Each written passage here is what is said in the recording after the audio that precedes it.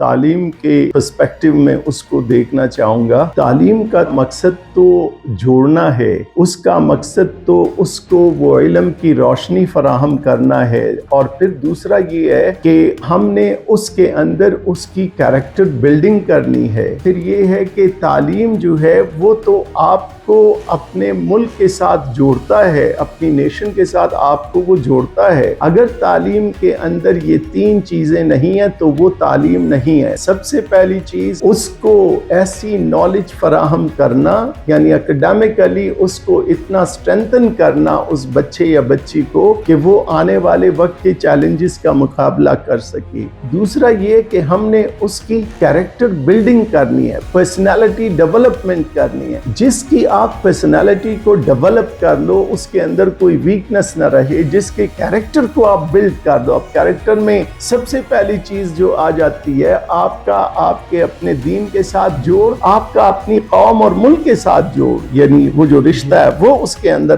آتا ہے۔ اور یہ چیزیں اگر تعلیم نے فراہم نہیں کی آپ کو، اس کا مطلب ہے کہ you are not on the right track. تو یہ جو ہے یہ خرابیاں ہماری تعلیمی اداروں کے اندر ہے، جس سے میرا بچہ جو ہے وہ غلط راہ پہ چلا جاتا ہے۔ اگر یہاں سے کھوکھلا ہے معاملہ، کچھ اسے ملتا نہیں ہے، تو دوسرے تو اس کو اپنی طرف کھینچ لیں گے۔ ہمیں تو اس کو بچانا تھا، ہم نے اپنے بچے کو تعلیم کے اندر، تعلیمی ادارے کے اندر اتنا انگیج کرنا تھا کہ وہ دوسری طرف دیکھتا ہی نہیں۔ میں آپ کو ایک عجیب بات بتاتا ہوں، میں یہاں سے پاکستان کو ریپرزینٹ کر رہا تھا، کولمبو میں ایک ہائر ایجوکیشن کے اوپر ایک ڈائیلاگ تھا، اور اس کو کس طرح سے ہم آنے والے وقتوں کے چیلنجز کو ہم کس طرح سے فیس کر سکتے ہیں، اور خاص کر جو ڈسٹنس ایجوکیشن ہے اس کو ہم کس طرح سے کام میں لا سکتے ہیں، اور پھر یہ اتنی ساری انفارمیشن جو ابھی فری نیٹ کے اوپر پڑی ہو، اس انفارمیشن سے ہم کیسے فائدہ اٹھا سکتے ہیں ڈیولپنگ کنٹریز۔ ڈنر کے ٹیبل کے اوپر میرے ساتھ جو